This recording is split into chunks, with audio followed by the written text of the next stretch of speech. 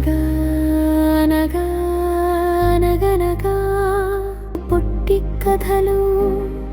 మన పెద్దలను గౌరవించడమే భగవంతునికి మనం చేసే ఉత్తమమైన సేవ. మోహన్వాణి శ్రోతలకు నమస్కారం. అనగా అనగా అనే శీర్షిక మీద ఒక పొట్టి కథను మీకోసం తీసుకొచ్చాను. ఇంకా ఆలస్యం చేయకుండా ఆ కథ విని ఎక్కువ మందికి షేర్ చేద్దాం. పూర్వం సదాచార వేద పండితుడు ఉండేవారు. సరస్వతి కటాక్షమే కానీ లక్ష్మీ కటాక్షం లేనివాడు. అతనికి ఒక్కడే కుమారుడు. పండితుడికి వాక్శుద్ధి కలవాడిగా పేరు పొందినవాడు.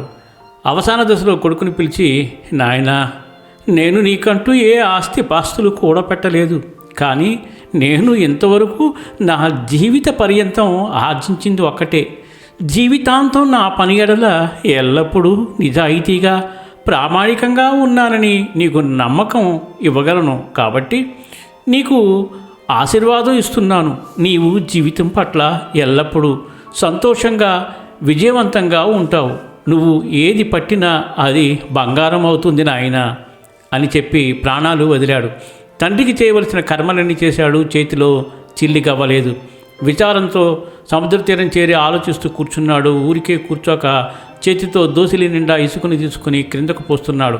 ఒక్కసారి పోశాడు. రెండోసారి పోసేటప్పుడు తండ్రి ఆశీర్వాదం గుర్తుకొచ్చింది. పట్టిందల్లా బంగారం అవుతుంది, ఈ ఇసుక బంగారమే అయితే ఎంత బాగుంటుంది అని ఇసుకను క్రిందకు పోసి చూశాడు. మూడోసారి చేతిలోనికి తీసుకొని తల పైకెత్తితే చుట్టూ సైనికులు తమ ఆయుధాలు గురిపెట్టి నిల్చుని ఉన్నారు. పక్కనే రాజుగారు ఉన్నారు.